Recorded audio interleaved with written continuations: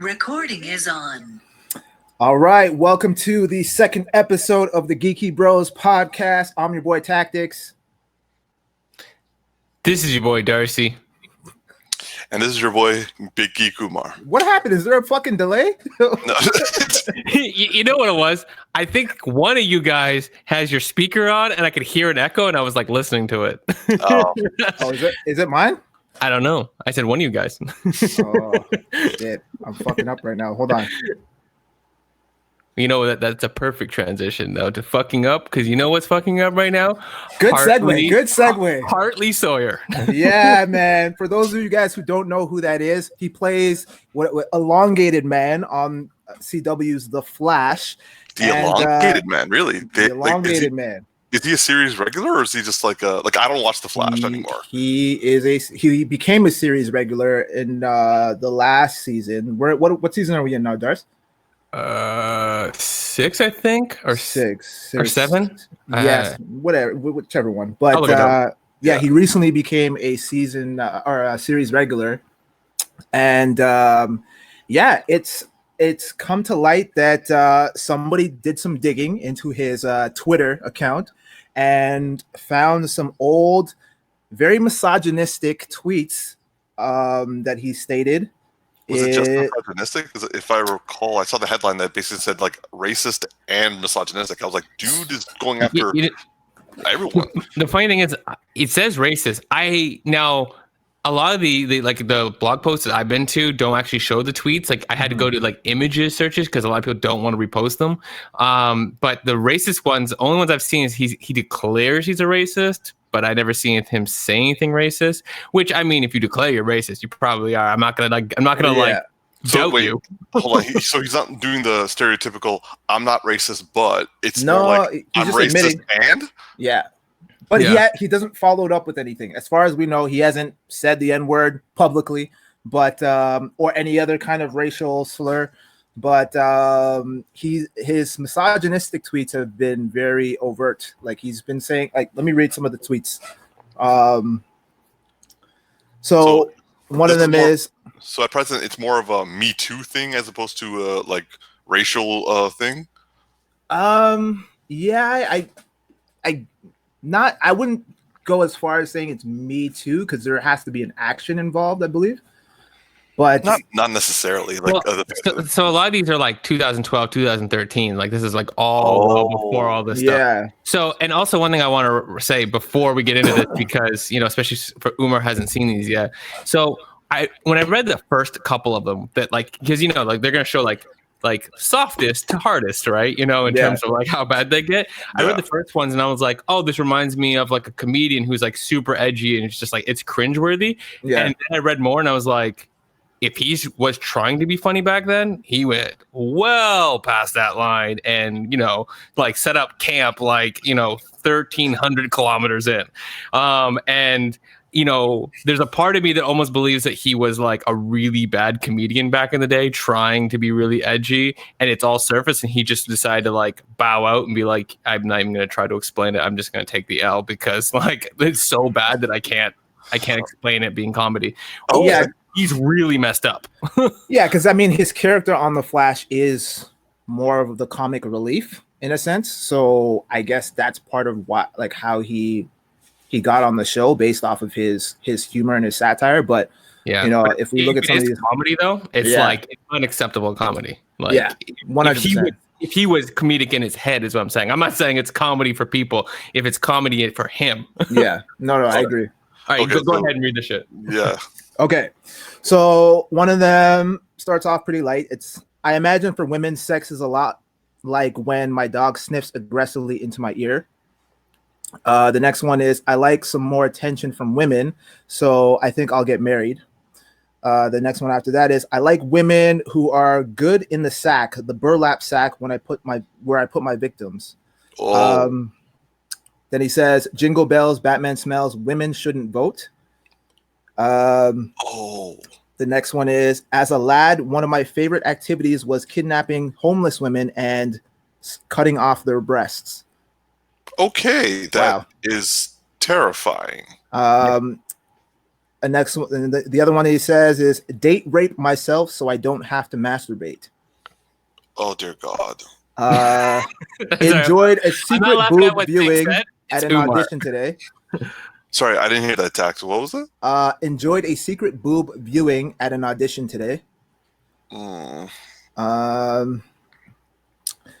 Just for ha-has, I'm going to beat up my neighbor's wife.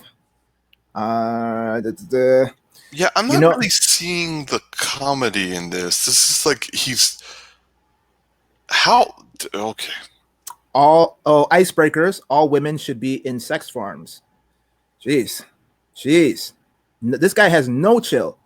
I don't even like. Yeah. So for my preface, for what I earlier said, those weren't the ones that I saw. There's a lot. Okay, so there's more. There's a lot of them apparently because those weren't the ones that I saw. and the ones you saw had to do with like misogynistic, some of them, yeah, rapey stuff, as opposed to like, so like this sounds more like it's a misogynistic psycho. Yeah. Like, whoa. Yeah, they get pretty intense. And then there's out at dinner and just exposed myself as a racist again. I think I could work in a tit factory and be pretty happy. It's just a lot of that stuff. I mean, so that one, I exposed myself as a racist again, is the one that I like, the first one that I read, and I was like, it's confusing because it's saying that you're a racist, not saying something that is racist, right? And when I read that, I was like, is that like a bad joke? Like a joke that isn't funny? That's where I got it. And then I read more and I was like, these are getting like enjoyed a secret viewing at or secret boob viewing at an audition today.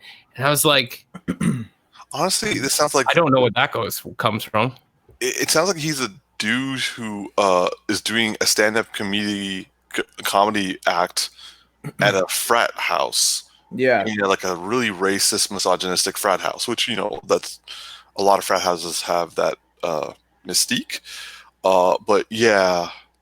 And then they get like really like violent. You're like, yeah. What? Like, and again, I'm not saying that it is. It's just that it was like, who just writes that on its own? I mean, other thing could be he was in a really, really dark time in his life and he was like letting it all out on Instagram or on Twitter, sorry. And it's like, well, even then, like I now, because the thing is, like, I heard through a friend that this guy got fired, and I haven't watched Flash since I think second season. So it's been a long time since I've delved into the Flash universe. But when I heard someone got fired, I was like, I don't even know who this person is, so it doesn't really matter to me. And then I heard that it might be a racial thing, and then I didn't see anything racial. I heard it was a racial thing, and then I heard it was more misogynistic than racial, and then I've now heard his misogynistic, psychotic ravings, and yeah, I think they did a good call in firing that dude. Yeah. It's kind of hard for this to be an example of, I was young and I said some stuff and I've grown from it. Unless he then those are just really, really scary. I definitely agree that he should have been like it was right for them to fire him for it because it's one thing to like have dark humor, but then there's another thing. There's like, I feel like there's certain things that just aren't acceptable in terms of joking, like rape.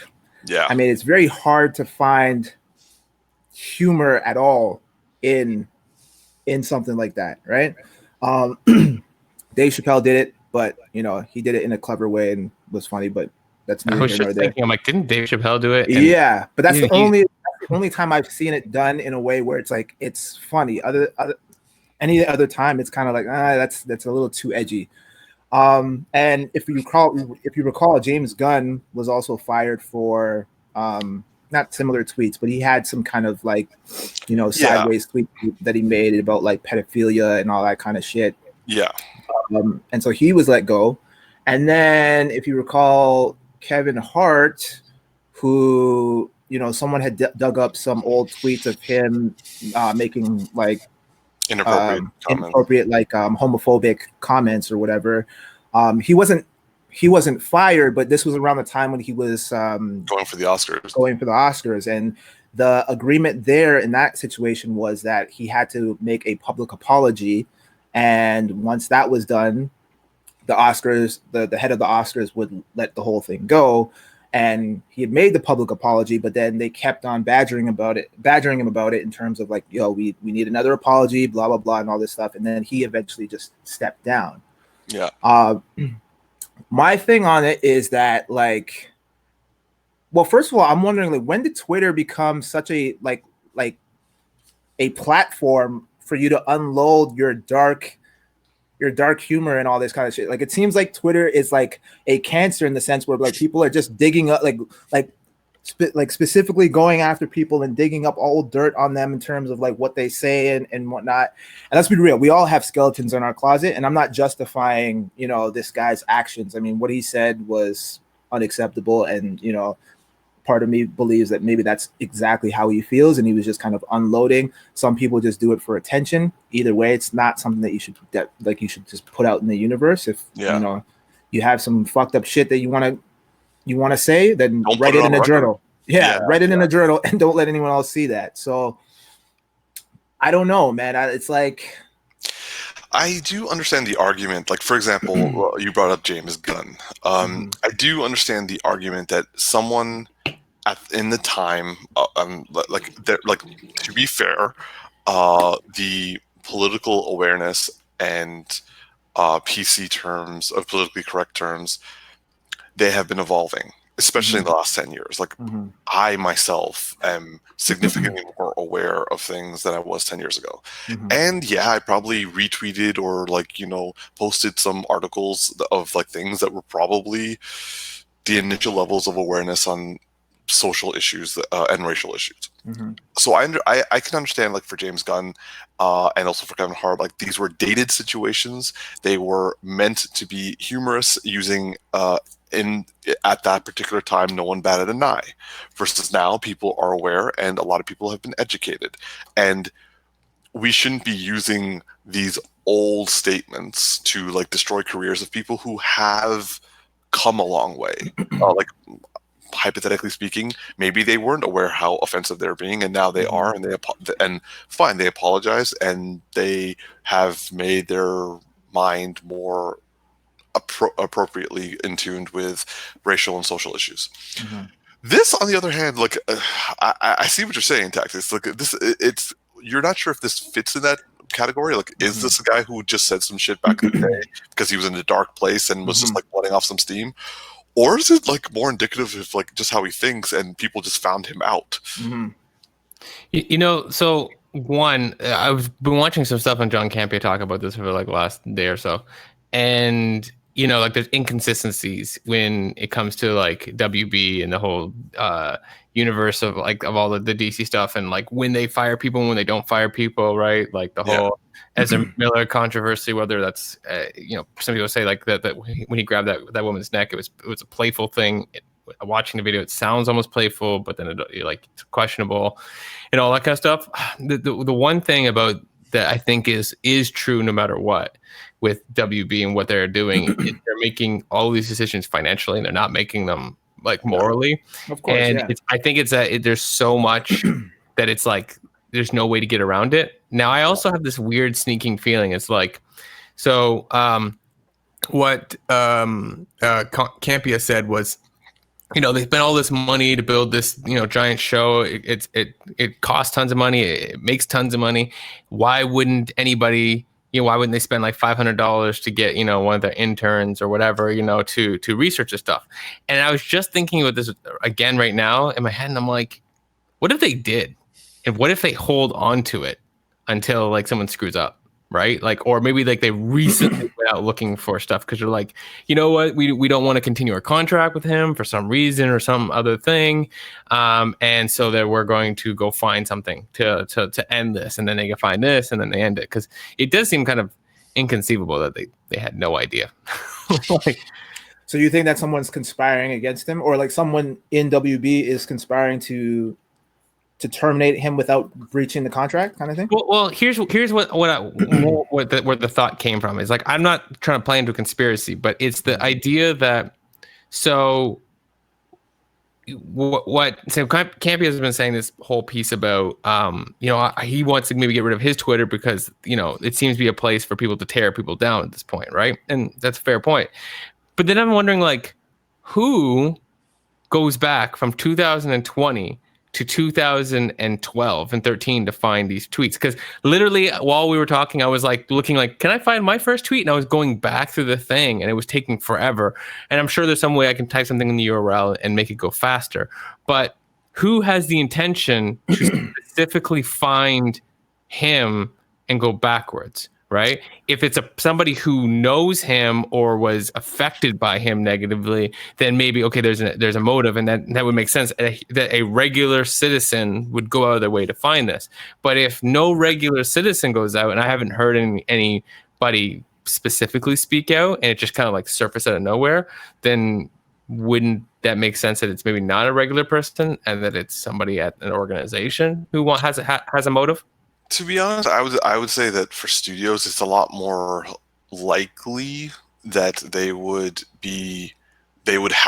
spend the money, or they probably wouldn't spend the money. They would just get an intern to do it for free, but they would find someone to go through someone and be ready for if anyone gets found out for old tweets or old Facebook posts or something like that. So it's like they're like, oh, okay, so this person did it. Since no one knows about it right now, we'll just leave it alone. But if the moment the news drops, they're fired. So, but you think they would do that? You think they would do that prior to hiring this person, though? Like, I mean, it would make more sense from a business standpoint for them to cover all their their eggs, in the sense that, like, getting prepared. Like, it's like when you're doing like a pre-screening, or when you're going to a job and they pre-screen you, or they do like what's it called, the security police check or whatever. I feel like, wouldn't they do, if they had the money, wouldn't they essentially do the same thing for an actor? Here's the thing, though. I think if they had done the screening on this at the beginning and they were hiring him on, and they're assessing him right now as an actor and whatever, and they feel like he's a good fit, and they go find this whole stuff at the beginning before they sign him on, right? Maybe not when they sign him on for an episode, right? Mm-hmm. And they're trying him out. They don't know if they're going to make him into a superhero, because at the beginning he was just a detective and he just kind of showed up in a couple episodes and they're really feeling it out, right? Mm-hmm. But whatever point they decided, okay, we're going to invest money in this guy, they would probably want to screen him at that point. If they screened at that point and they found all this, you'd think that they would go to him and go, delete this stuff, right? Because why would you invest it and hold on and just like wait if you knew they had this much damaging stuff, unless you had an agenda from the beginning to like tear them down at some point, which would make no sense because you're investing money. Yeah, so, but like it could be something that they found out later, but I wouldn't think that they found this at the very beginning of hiring him, because it would be dumb to be like, yeah, we found all this horrible stuff and just leave it there. Like, no, but it's just because he's like, when they hired him on, they already knew. It's not like they eventually decided that he was going to be Elongated Man. Like, they knew going in when they introduced the character that Elongated Man was going to be a part of the show. To what capacity, they don't know. But it's like, it's not like he's like a regular guest star where he makes one or two appearances and then he dips off, and then they don't really have to worry about the ramifications of any like old tweets that person made, because they're not a series regular. They're not like a regular part of the show. So I think that it would make more sense from a business standpoint if they already know that they have a character that they're trying to build upon, that they do their pre-screening beforehand, before hiring him on. And if they find out, because I think John Campy was talking about this too, where he hired an intern, or he was in the process of hiring an intern, and then I think he did a deep dive into her Twitter account or whatever, and he found some like questionable tweets. And before actually giving her the job, he called her up and he was like, yo, listen, I just want to talk to you about these tweets and get some more information in terms of what you meant by this, what the intention was. Can you just explain this? And she, they talked about it. And then afterwards he was like, all right, cool, fine. That's good for me to know on my own end, and you've got the job. So I feel like it would make sense for WB to do the same type of thing So if they had done that at the beginning, then I don't think that they would have just left it alone if they knew that at the very beginning. Because I just Googling randomly, but like someone's saying that like a newcomer to a network cable series show could make 15 to 25,000 per episode. So if they are putting him into the story and they go, hey, we're gonna build this character out, in the first season we're gonna give you like 7 episodes with like 15 grand an episode, and then the next season, if this becomes a big character, we're gonna give you like 150,000 per episode. 70,000 per episode, and you knew this, you wouldn't just go like, yeah, it's cool, leave that. You would be like you need to do something about this. So I feel like they didn't know up front, which seems ridiculous.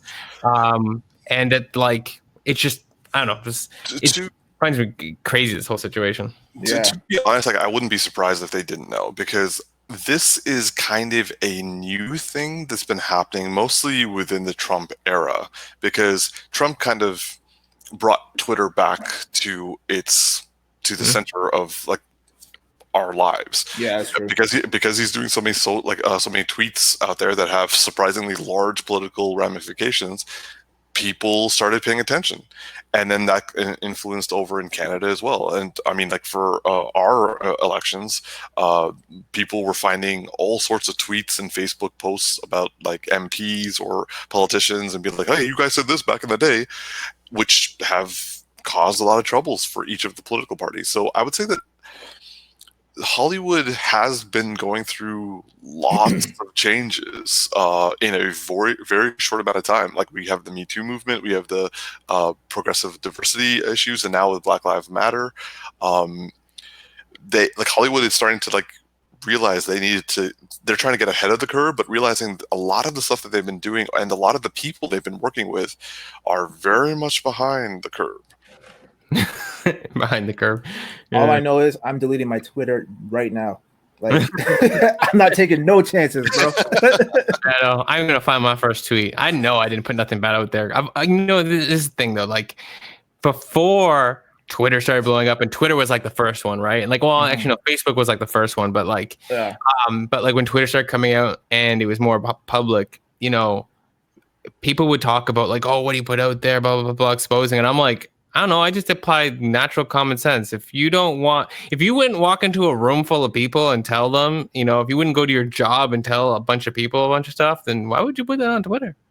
I'm not gonna lie. I said some stupid shit back in my day in video format. Like, so there's a lot of old YouTube videos of me saying some dumbass shit. So it's like I gotta go back and like check those and to make sure that like that doesn't come back to bite me in the ass later on in life. But I mean, some of that is your comedy, though. Like it's one thing, but but if look at how people are treating comedians nowadays, man. Like it's like things that like are supposed to be comedic are coming back to bite a lot of comedians in the ass. And Dave Chappelle is actually the only one who's been able to stand up for that issue and go against the grain and be like, yo, fuck, I don't care. This is my job. This is what you guys come to see me for, right? You see me to make these jokes, and you should have an understanding that when I make these jokes, it's not with ill intent. But people, I feel like we've gotten very sensitive nowadays, rightfully so, to a certain degree.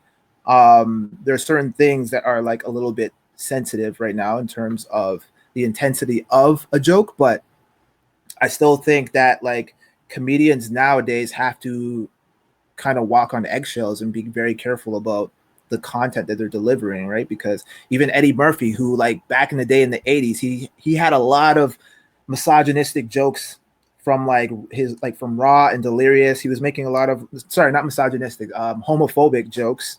Yeah. And recently, because he's now getting ready or supposedly getting ready to make a comeback, he's gone back on record and has apologized for a lot of those jokes. And it's just like, well, it was in that time and in that era where like, those kind of jokes were, I don't want to go as far as saying they were accepted, but it was like people were a little bit more thick-skinned when it came to those jokes because they were aware of the situation. But now it's like, I feel like things are changing. I would say that it wasn't that they were thick-skinned. It was that they didn't really understand the full ramifications of what they were joking about, and also how harmful those could be. Now it's not. I don't like me personally. I don't see it as it being people being sensitive and like not being able to take a joke. It's more in the sense of we're realizing that the old form of jokes were at the cost of a lot of people's dignity and a lot of people's even like you were making fun of like very horrible acts. Like even let's look at it from a very, very simple point of view.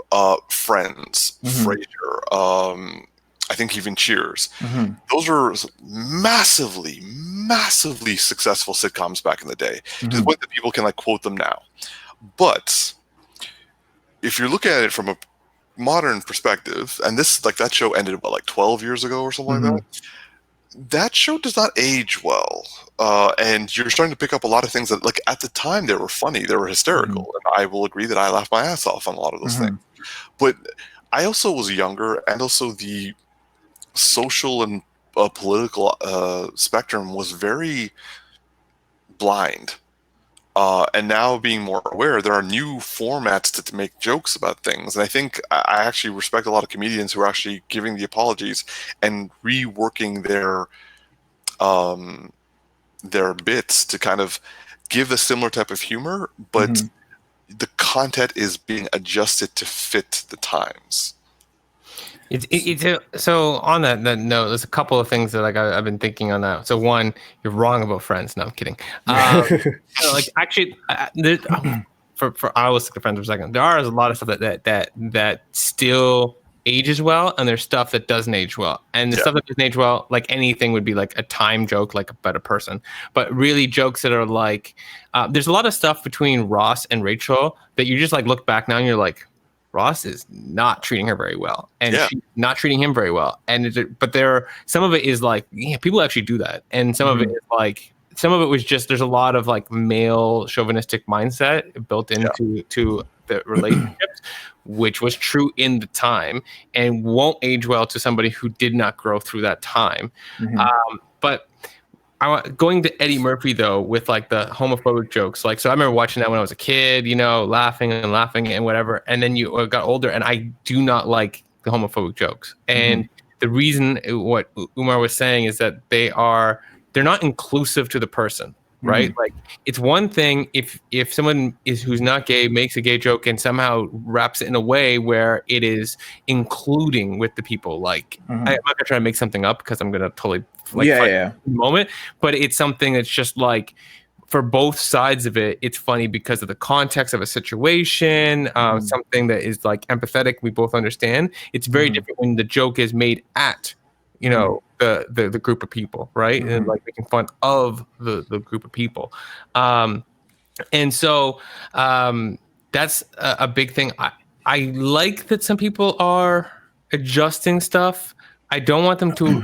The one problem you can run into is that you have a comedian whose whole style is based off of something that is aggressive, for instance. And they're trying to stay the aggressive whatever in the new world. It doesn't really translate. That comedian needs to actually relook at their craft as how to present their craft, not try to take their old tricks and adjust them to make them modern, because it's not really going to work. They have to be authentic to who they are. But one thing I think would be really dope to see is if comedians look at their old jokes and make fun of themselves, and they come out of those jokes. So like if Eddie Murphy does a stand-up and looks at that joke and then talks about stuff that he experienced in time throughout it, like people and relationships and stuff like that, and have a moment where he's like self-reflective on his mistake, like, like it's like maybe like a real moment in the comedian, and then like goes into all these like funny consequences that came out of it through his life. I think that would be really awesome, and it's always great when comedians just tell you a story, and the context of everything is hilarious. Absolutely. Like I agree with both of you guys. I don't think there's that the issue is that these comedians are coming out and apologizing for old material. I think the issue is that even after the apology, and based on the point that you guys are saying, that they're still being condemned for things of the past, because like you said, it was their comedic style and the way they delivered their jokes was like relevant to that time. And now that things are changing and they're evolving and people are becoming more aware, like you guys said, we have to give comedians the opportunity to evolve as well, which kind of sounds a little hypocritical given this elongated man situation, because it's like, well, do we give him the same pass based off of things like that he said back like I don't even know how long ago those tweets were. Some of them were 2012 or whatever, like so like 8 years ago, 8 to yeah 7 so do we give him the benefit of the doubt and assume that he's evolved into a different, like, because let's be real, his career is fucking over. Like, he's not going to get work again. You know what though? Potentially. No, he's not. I don't think he's getting work again. The one thing that I do miss in these situations, and there's gonna be a lot of people who will like vehemently disagree with what I'm about to say, because they're gonna be like, no, once someone's done something, write them off. But I also feel this way about dealing with my own set of racism and stuff like that. When anytime there's an opportunity to engage in a dialogue, to have some level, even if you're gonna walk away very much not agreeing, the one thing that I miss in some of these situations is a bit of dialogue. So it's one thing, I'm gonna say, like, if Kevin Spacey does something to somebody, I'm like, I don't really want to hear from you because you did an action. Yeah. If this guy's done actions and we're gonna find out about them, I don't want to hear from him, to be honest. But if he's saying a whole bunch of stuff and did nothing, I'm not saying he should walk away scot-free. I just kind of wish there was an opportunity to hear from him that's not just like his tweet, his Instagram image of like, I'm sorry and I for it. I just kind of wish that there was an opportunity for like some really good journalist to sit down and go like, what the fuck happened? Or like, what explain some of this, and then I can gauge a little more of that person and go, yeah, that person ain't changed, or oof, this guy's gonna have a hard road ahead. But I kind of feel for him a little bit. I just get no opportunity for that. And another person that it has a past and there's going to have to atone for in the upcoming season of My Hero Academia is Endeavour. Wow, what the segue, bro! No, I was thinking that this would be a good segue, but like, man, you killed it. Wow, bro! I was about to type in the chat. Yo, we got to wrap this up because we got a lot more stuff to talk about. This man just went and eased his way into it. I like that. I like that. I want to put slightly back and just go to our viewers. All right, so now that you've heard our points of view regarding this, the elongated man on Flash being fired for his previous tweets, what are your thoughts on that? And if you just put them down in the comment section, we can maybe bring them up to our next podcast. Yeah, can Rubber Band Man bounce back? But now that to be determined. Yes, exactly. But now that Darcy has so eloquently brought us to the next topic, we want to talk about in the season 4 finale of My Hero Academia. Y'all watched it, right? Mm-hmm. Yeah. I watch. I talk to you about it like every other day after it came out. Okay, so spoilers for people who haven't watched My Hero Academia season 4. Just stop watching right now. We are about to discuss the last episode of the season where Endeavour kicks some ass. Yeah, this is like my favorite episode of My Hero Academia, period. And is in one of my top favorite anime episodes of all time, and is probably in one of my top episodes of all time. Like, I have actually rewatched it, I kid you not, at least 10 times. Like, I really love this episode. It's just like it's like the epitome of like, and it's not like he's not an underdog, but it's like he's not. But it's like that like when like. I don't want to compare this too much because it's not the same, but like, like you have like the Rocky moment where he's getting his ass whooped and he's got to like overcome. There's something about this, like, it's in his name. Like, he endeavors through the whole thing. Like, he does not give in to this, like, Nomu. I think that's how you say the name. Yeah, like this Nomu, and everyone's doubting and all this kind of stuff. And it's just like how much he gives to it, plus how beautiful the music and the sound is in this episode. It just like makes every moment really count. Like, so I've been rewatching the series ever since season 4 came out, because like basically after that episode I'm like, I need more My Hero Academia. Now granted, there are some people who will probably be like, dude, read the manga. I started reading the manga and then I'm like, I want to watch this video in video form, so I'm gonna leave it. So I went back. The music that what like the theme at least that Endeavour had playing for the season finale was actually originally used for Todoroki in previous seasons, and I was just like, yo, he stole his son's theme and kicked ass with it. But that's like a thematic idea that you're tying the two together with less stealing. Like literally the composer is actually making those kinds of choices to bring them together. And I wouldn't be surprised if we listen to Todoroki stuff and we get over time 2 sets of musical ideas playing at the same time, whereas Endeavour will only get half of it because of the powers. Like he'll make the conscious decision to say this is like the fire sound and this is the ice sound. T, you had a question? Yeah, so first of all, I agree with both your points. I thought that fight was really, really sick. But my question is, do you think that had it not been for what's the feather guy's name? His name, it's Hawks. Hawks. Feather guy. Here, go on. So if Hawks hadn't been there with the assist, do you think that fight would still work in Endeavor's favor? Because that was a pretty big assist. No, yeah, you're right. I would say that the civilian casualties would be actually. Yeah, the civilian casualties either would be astronomical or Endeavour would have been killed trying to protect the humans.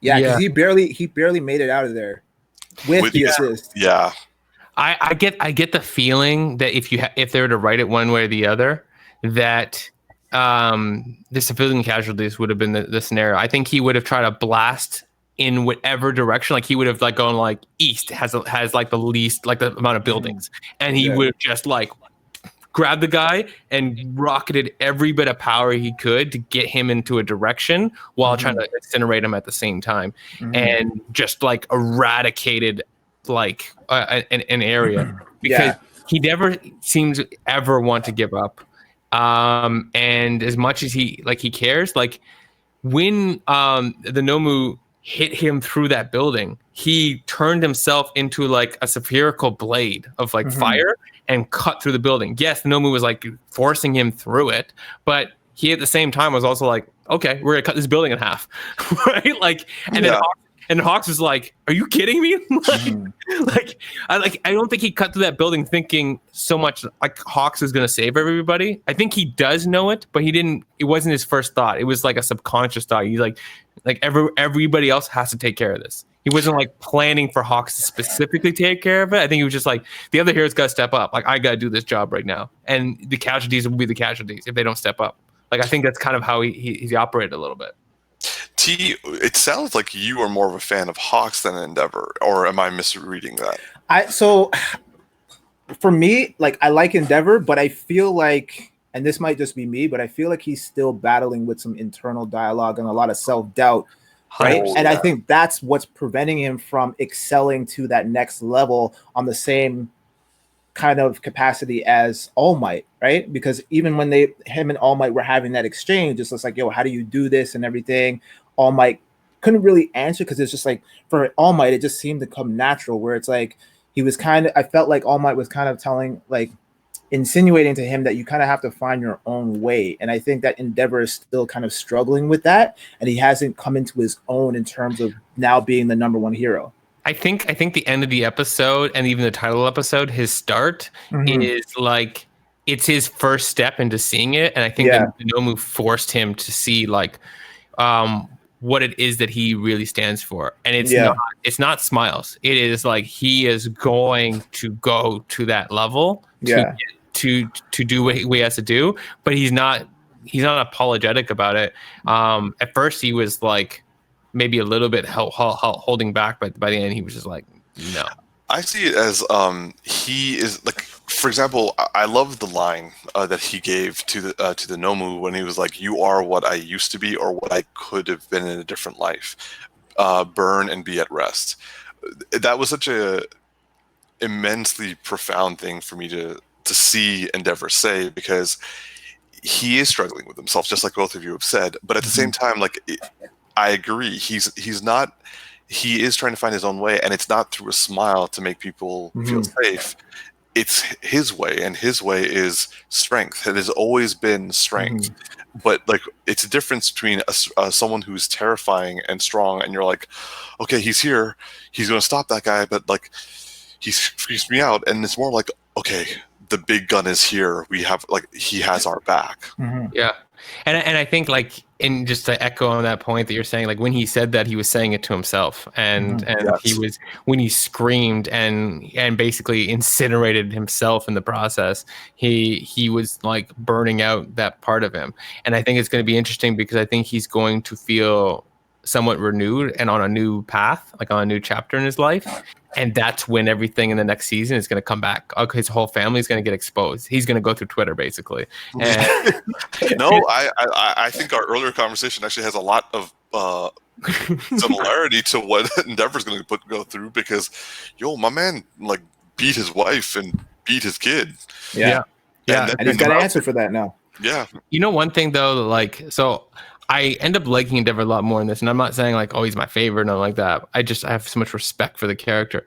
But the one thing that I thought was like really surprising too was, and it makes sense for exactly who he is he's very intelligent. Like, yes, you think he presented like throughout the first, like, say, 4 seasons, like leading up to this point, that like he's just all about power, and he just knows he knows like really good battle tactics, and he can overcome things through power, and probably a lot of situations he's just so much more powerful. He doesn't have to like do a lot. But when we're actually in his head, it's like he's really analytical. Like he's like, he's like, this thing can talk. That means it's different than the rest. Okay, it's observant. Like it's really perceptive. Okay, like this is getting more serious.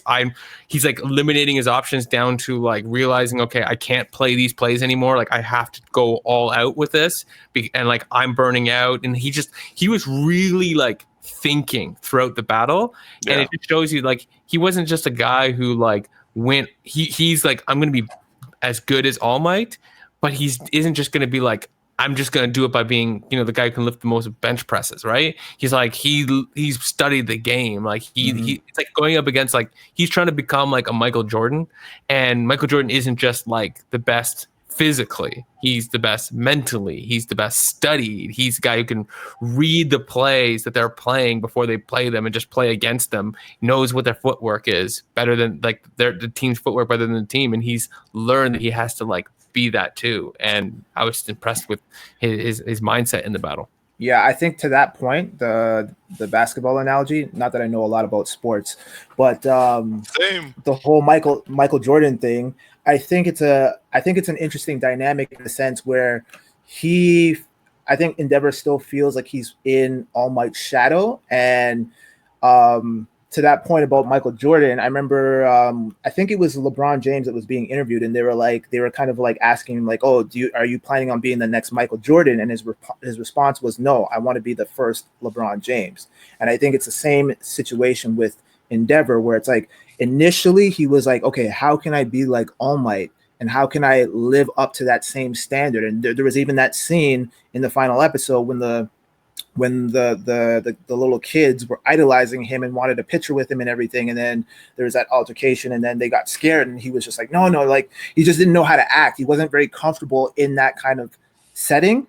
But then he realized, I think by the end of it, like you were saying, Darcy, that he's now coming into his own after having that battle. And he's just like, no, I'm going to do it my way. And I'm not going to be the next All Might. I'm going to be the first Endeavour, the first hero or whatever, number one hero. And because I don't want to leave a geek out there going like, what is he talking about when he's saying these plays and basketball and stuff like that? Mm-hmm. So think of it like this, right? Like, let's say like we take like any like, basic like, it's not like taijutsu, right? Like in like Naruto where like the hand-to-hand combat stuff, right? Yeah. Am I correct, Umar? Yep. So like if you were like Guy from like Naruto, am I saying Naruto right? I'm always the guy who says it wrong.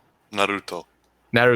Okay, so if you were a guy from Naruto and you are a master in taijutsu, right? You would know how people move. You would know the kind of punches they would punch, the kicks they would do, the footwork they would make. You would know all of it. So when you battle somebody and you see how they move, you can start to see how they're moving their leg, how they're moving their body weight, and go, I know how they're gonna, what kind of throw they're going to hit, right? In like the basketball metaphor, Michael Jordan wasn't just good at throwing the ball and dunking and being aggressive. He actually studied every other team's playbook, which means where people position themselves and how they move and how they pass balls. Yeah. And so he would just look at how one guy was moving, how another guy's moving, go, I know what they're going to do. So he would reposition his team faster than anybody else because he's not reacting. He's almost proactive.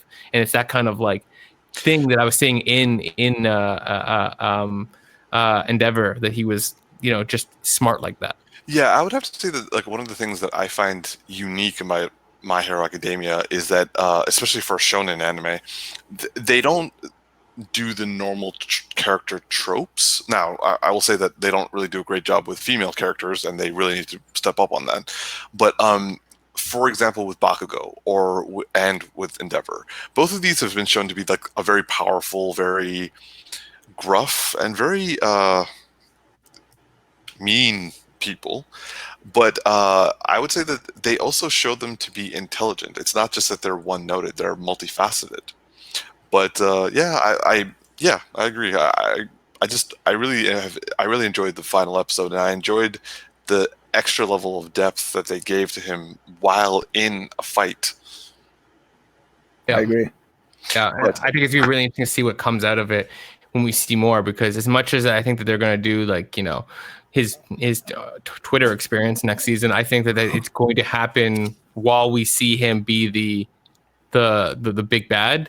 And I think we'll see some small battles that leave some big battles, and I'm really interested to see like just what comes in, because there's something about him that I always like. I like All Might, but the thing that I have never really liked when any show does this, but it's replaced by Deku right out of the gate, is when you set up like the big superhero and then immediately like, and he's not going to be the superhero for that long because he has a huge weakness that's killing him off, right? And so you're like, great. Like, I don't, for something that just always to me feels like, you want me to invest in this character, but you're going to take them away, like, and you're telling me you're going to take them away, like, that kind of bugs me. The thing I like about this is I just don't know what's going to come of him, right? Like, I don't know if he's going to, like, be amazing for long, or he's going to be taken down because he's going to be beaten by, like, All For One, or, like, you know, like, there's a lot of, like, just unknowns that makes me really excited. Yeah. So yeah.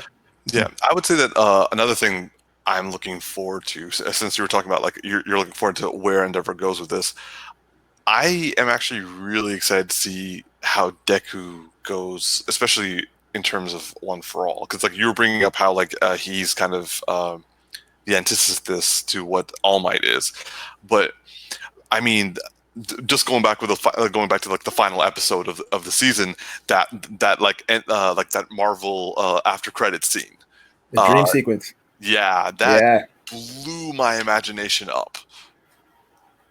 I want to know. Okay, so I don't know about you guys, but in terms of the dream, how much did that affect you? So I was losing my shit because I wasn't expecting that at all. And like I had so many questions in regards to what I was seeing. And then I had a potential theory. And then Umar, you were the one that sent me that photo that shows the previous holders of One For All. Yeah. And so how many were there in total in the photo? Do you remember? There were like 7? There were 8 shown. 2 could not be seen. 1 was like a half scene sort of thing, which I assumed is All Might.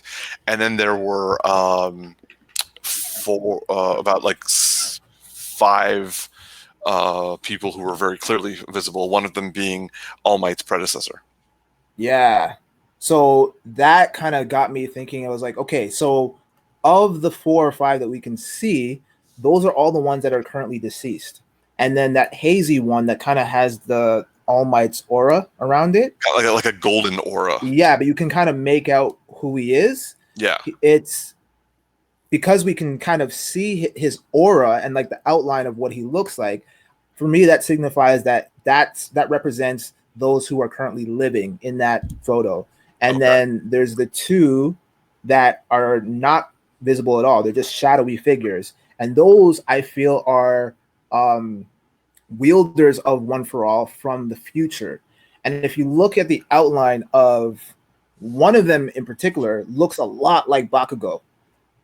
And if you remember from the movie, even though the movie, as far the second movie that came out isn't canon apparently. Okay, just FYI for all viewers, if you haven't seen the second movie, let us know.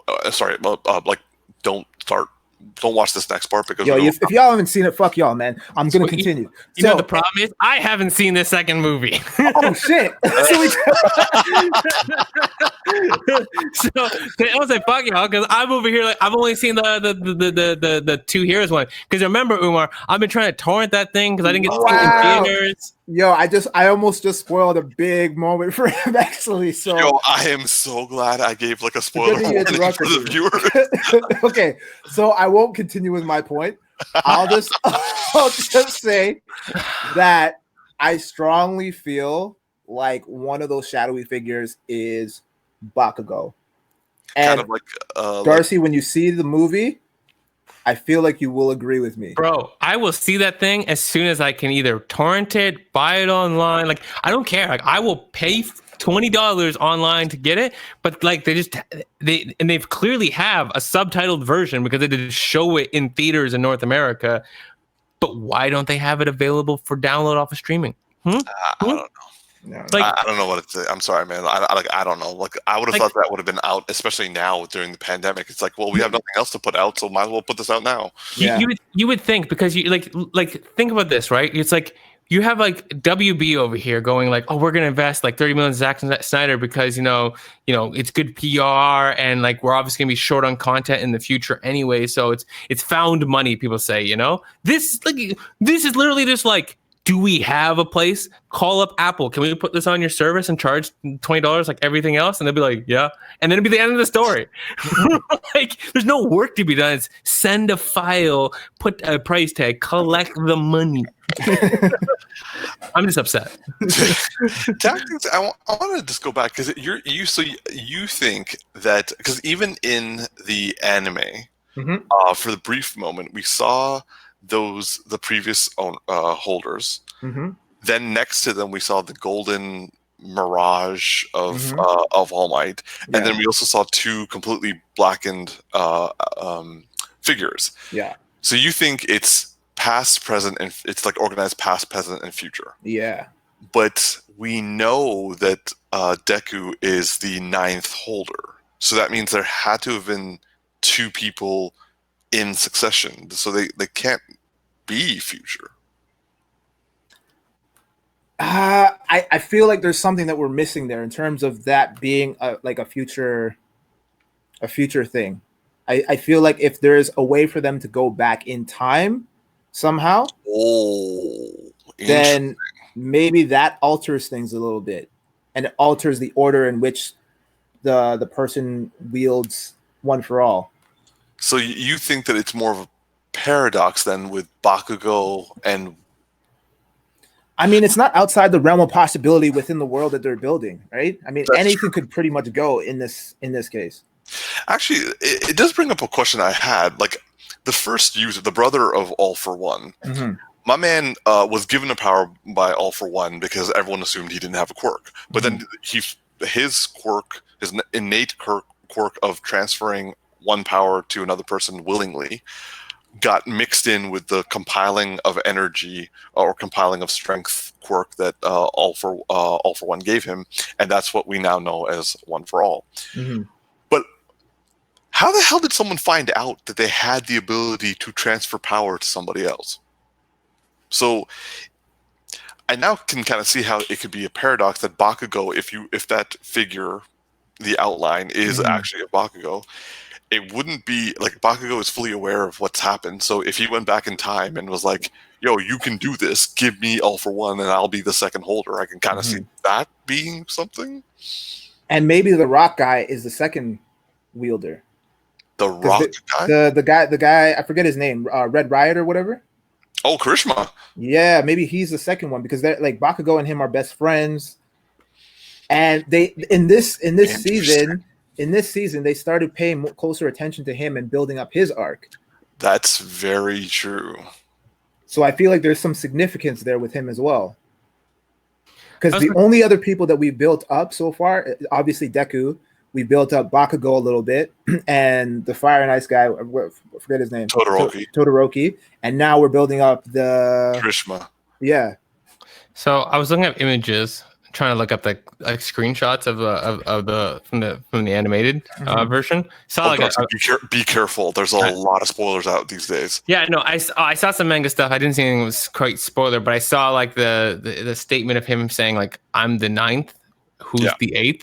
Right, is the question, which makes me feel like, and I see that there's that was a line from the manga. Yeah. Wait, Deku said that? It looks like it was written as Deku saying it, and then it talks about how he's like he can like feel his hand and can't feel his nose because it's like his face is like half covered and his hands like that's showing. Oh, okay. So it reads like if that was the case, then it's like somebody's to come in between. Which I wonder. I don't know. I just like I don't have like, any strong theories. I just had this like wondering thought. It's like, what if there was somebody else that like All Might had given power to, and then like just didn't talk about it this whole time? Like he's like, oh, that didn't work out. I didn't want to bring that up. But now that you've run into this person in the next season, we're gonna talk about it. I don't know. Like I really wish that season 5 will come out so we can find out more information about this. I know. Yeah. But I definitely saw the picture, and one of them does look like Bakugo. Like it really does. Like the gauntlet, like in his hands, just look like that's in the picture. I like the idea though. It's like that there's this concept of like, here's the past ones that are dead. All Might's almost lost all of his power and his connection. I wonder if it's dead or has. I wonder if All Might were to lose, like if he's somewhat showing up, that could be that he is almost lost his connection. But I also wonder if the people that you see in their full bodies are dead, seeing All Might is partially there. I wonder if he would be alive but loses his power. What would that version of him look like standing there? And why is it that Deku partially shows up there and partially doesn't? Is it that parts of him are dead? Like, no, I think it has to do with his level of control of All for One. One for All, because like he can use about 20% effectively now without harming his body. So I think the hand and like the top of his head showed about 20% of his body. So then maybe Darcy's onto something then in terms of the connection that's lost, because technically then Deku doesn't have full connection of One for All yet. That's why he's only showing up halfway. Yes. And maybe All Might is actually losing his connection because he can no longer stay in his ultimate form for very long. If it's about lost it. What's that? I would say he's actually lost his connection because now. Yeah, but he can still like go in and out for like 2 seconds and then he loses it. Yeah, so which means he has like a smidgen of power. So like if we're going off the concept of connection, then the people who have passed away are full connected because it's like going into the Force, right? Mm-hmm. And then for Deku, it's like if you're alive and you have really good control over the connection to the Speed Force in this scenario, then your whole body would show up. If you only have partial connection, only parts of your body would show up because it's like the amount that you've had access to. What if the 8th one was somebody who had it and has lost all connection? What if their connection was completely severed? Like and then it has to be dead. It was somehow severed and they didn't go into the Force. Because they changed the timeline from the future. Interesting. Yo, I think we were onto something, yo. I just don't like timeline stuff too much unless they do write it really well, because it has that potential going like, okay, where the fuck's the show right now? Yeah, but honestly, the show is doing a lot of things really well. Like when I watched the movie, and this is not really a spoiler, but when I watched the movie and I saw the guy with the wings for the first time, Hawk or whatever his name is, right? I was like, who's this lame ass fucking character, man? Like what's he gonna do? Right? I just remember we both looked at each other like, who the hell is this guy? Yeah, I was like, I automatically equated him to Angel from X-Men, who didn't really do anything in the movies, and I don't really know the extent of his power. But then in the final episode, you see that this man, like, he can do a lot of crazy shit. So it's like the writing is so spectacular in that regard, where they don't skimp on any of those details. They really take their time to like flesh things out. I will say that like My Hero Academia, especially when it comes with the angel wing mutation that like, we've seen for like in X-Men and any other kind of like superhero stuff. Jesus, My Hero Academia took it to another level. I used to think that Archangel with his metal wings that can like shoot out like poison darts that paralyze people was hot shit. Then this dude, like Hawk, showed up, and I'm like, fuck all those guys. I want Hawks. You know, I say he definitely redeemed Hawk Wings for everybody, for every character ever existed, because most of the time they're lame. And the one thing I like, because what always ends up happening to the guy from X-Men is like he gets his wings cut off, and then it's like a whole thing about his like he lost all his power. Yeah. And the way this one was, it's like his wings were built up of feathers that stayed connected, but it didn't look like it was a limb, or we just never got down to the point where we saw the limb, and the limb is very small, like how it normally would be. But it almost makes you feel like if, like, let's just say that they're spawning out, but there's no real limb. But it's like his actual weakness, where it's like every time the guy with the wings gets his wing cut off, and then boom, he's out of the fight. It's like it could just be like, okay, I lost a lot of feathers.